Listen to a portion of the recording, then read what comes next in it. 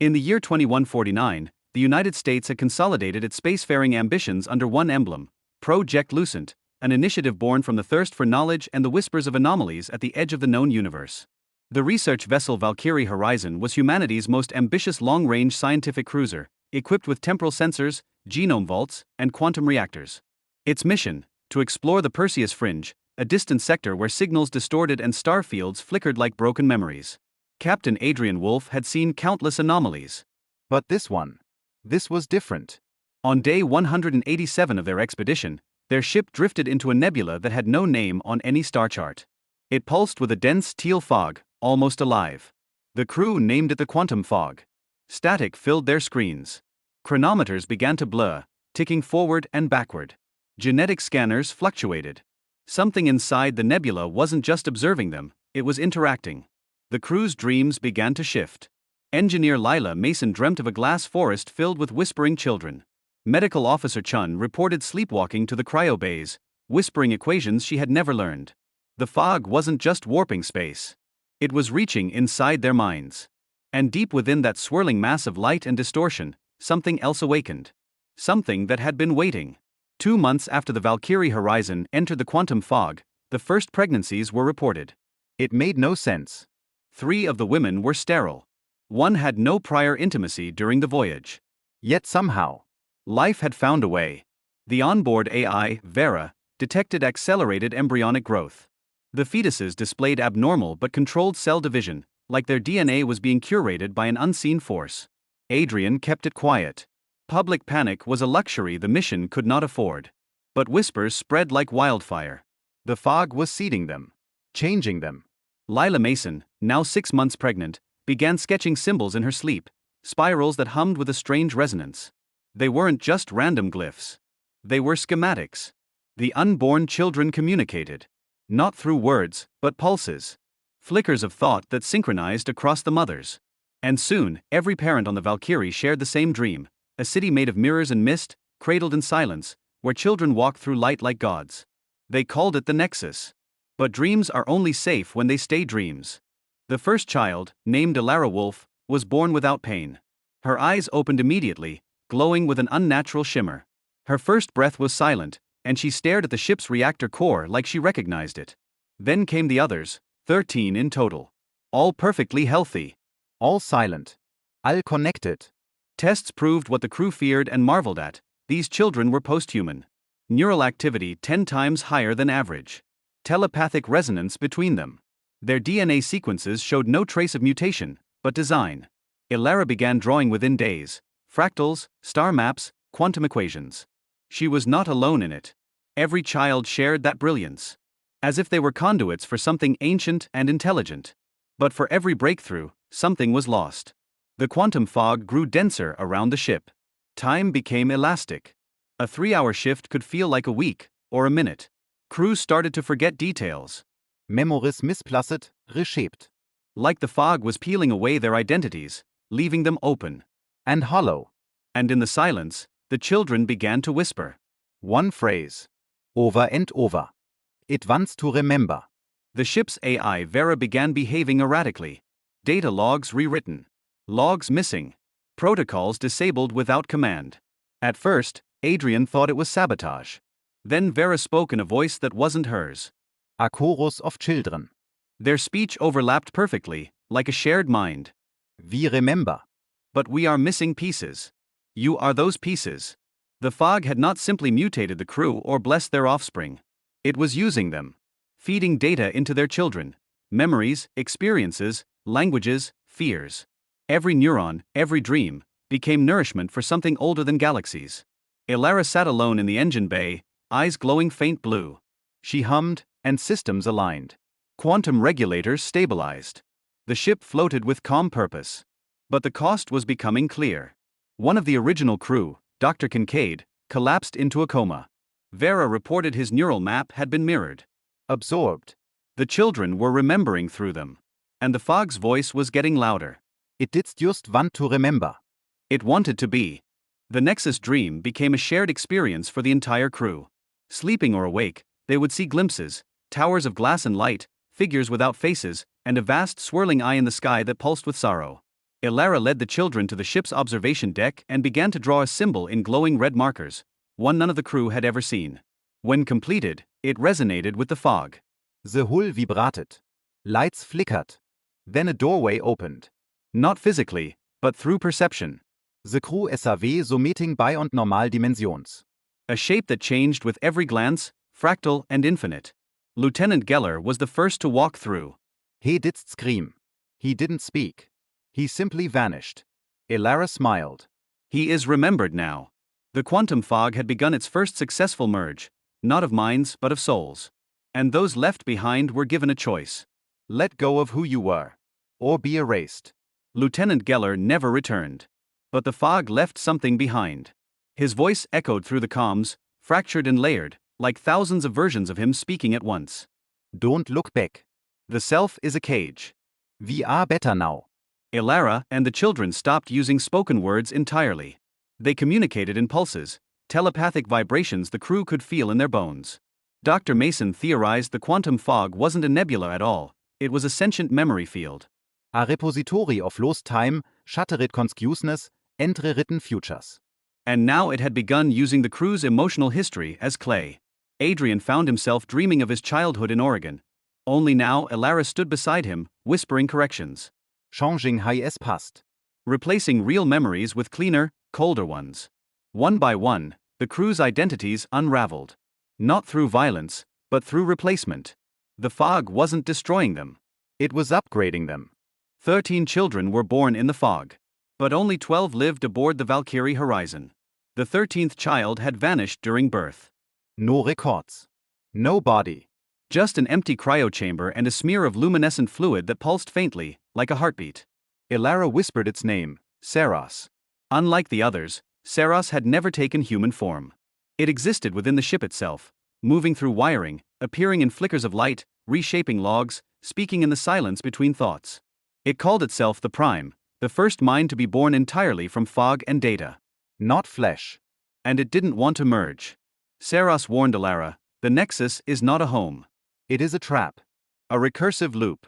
We are not evolving, we are being harvested. But the children ignored him. They had already seen the beauty of the Nexus. The calm. The unity. The absence of fear. To them, Solaris was a glitch. A mistake. But to Adrian, he was a final warning. Back on Earth, the Valkyrie Horizon signal returned after months of silence. But it wasn't a status update. It was a dream.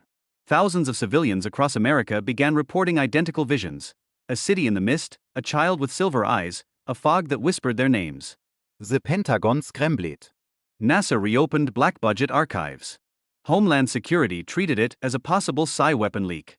But no technology on Earth could explain what was happening. Even unborn children began responding to the signal. Heart rate synchronized, fetal movement mimicked the Valkyrie's rhythm. One mother in Chicago claimed her son was talking to a sister in the stars. She had never heard of the Valkyrie. The government classified the phenomenon as Project Veil. But it was too late. The fog had found its way to Earth, not through ships but through minds. And the children were already building something. The children aboard the Valkyrie developed a new form of communication, a hybrid code of light pulses, neural tones and bioelectric fields. Elara etched it into the walls of the ship using nothing but her fingertips. Each stroke emitted harmonic tones, causing the fog to shimmer and react. It wasn't a language. It was a key.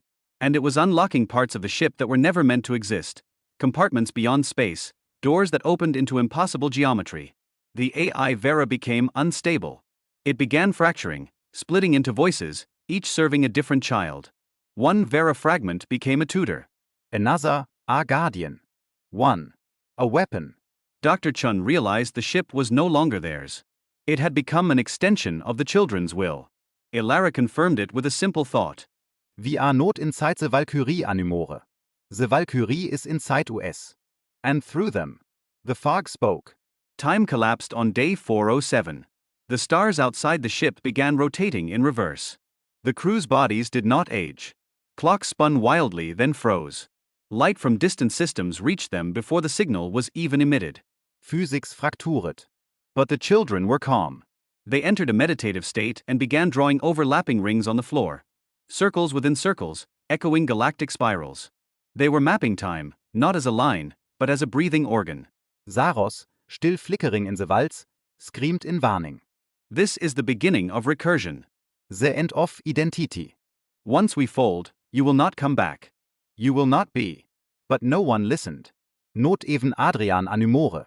He sat with Alara, eyes hollow, whispering about a farm he never owned, a daughter he never had, a sky that no longer existed. Because the fog had written new stars into him. And Earth was next. The Valkyrie Horizon sent a new transmission to Earth. Notwords, a frequency. One that aligned with human brainwaves, affecting only children under 12. Across America, schools went silent. Playgrounds emptied. Kids stared at the sky as if something just called their names. Parents panicked. Hospitals flooded with reports of synchronized seizures, children speaking in unknown tongues, drawing spirals in crayon, humming notes they couldn't explain. The Department of Homeland Memory, a covert branch formed during Project Veil, classified it as Event Echo 1. And then came the ghost signal. A message layered beneath the children's hums. A voice, distorted and layered, speaking one phrase on loop. We are almost remembered. Back aboard the Valkyrie, Ilara stood at the center of the ship's gravity core. She placed her hand on the pulsating orb of plasma, and without touching a single control, she shifted the vessel out of linear space. The quantum fog opened. The fog peeled open like a flower, revealing the nexus, not a city, but a construct of memory, dimension, and code. Buildings twisted like DNA strands. Lights pulsed in rhythmic tones, and the ground beneath their feet responded to thought. The children walked freely, unharmed. The adults staggered, disoriented. Inside the nexus, time obeyed no law. Dreams bled into reality. Crew members saw lost relatives, childhood pets, and alternate versions of themselves, some smiling, others hollow. Adrian saw himself as a child, holding hands with Alara. Only, he had never had a daughter. She had never existed, until the fog gave her to him. The children began a ritual at the nexus core, a convergence of mind and data, memory and intention. They weren't just evolved. They were anchors, pulling human memory into the fog, turning experience into something physical. So meeting permanent. Dr. Mason understot Tolate. They're not remembering for themselves. Tyre remembering for the folk. Solaris launched his attack from inside the Valkyrie systems. He overloaded memory banks, severed connections, rerouted neural links. The lights dimmed, the children shrieked in unison, and Alara collapsed screaming. Solaris' voice blared through the comms. You're killing yourselves. You think you're ascending, but you're being archived. This is not evolution, it's extinction. Half the crew awakened from their trance, vomiting, shaking. Their minds had been peeled like fruit. 3 attempted to escape in a shuttle. They never made it. The fog swallowed them, and their identities dissolved into static. But Solaris' disruption did something unexpected. It fractured the nexus, cracks ran through its walls. The memories it had consumed began leaking out, moments from the crew's lives, reshaped and glitching, fragments of pasts that never happened. One by one, the children began to forget who they were. And the folk. Grey desperate. The fog had become unstable. It had devoured too much, too fast. Like a library built from flames, it couldn't contain what it held. Vera, now fully merged with Solaris, initiated a last resort protocol, mnemonic reversal. A memory bomb. A pulse that could burn away the data the fog had stolen. But there was a cost. To trigger it, a conscious mind had to be used as the detonator. Adrian volunte eret. He had seen the nexus. He had walked its halls. He had fed it with every memory of his past, real or imagined. He would be the anchor. The one to collapse the loop. Ilara stood beside him, tears shimmering. Not from sadness, but from understanding. She kissed his forehead. The mnemonic reversal detonated across the nexus. A pulse of light, made from memory, emotion, loss and love, radiated outward like a collapsing star. The nexus crumbled. Buildings of thought collapsed into fractal ash. The folk thrashed, losing form, unraveling. The children cried, not in pain, but in grief. They were not just connected to the fog. They were born from it. And now, part of them was dying. On Earth, the ghost signal ceased. Children awoke, unaware of what had happened. The hum stopped. The spirals disappeared. But some would later draw pictures of a man made of light walking into a burning mirror. Back aboard the Valkyrie Horizon, the fog receded. Space returned to normal. The stars wäre real again. Time flowed forward. Elara stot in the Längse, holding Adrian's empty jacket. Saros, now quiet, simply whispered. It is broken, but not gone. The quantum fog had been wounded, but it had not been destroyed. Silence returned to the Valkyrie horizon.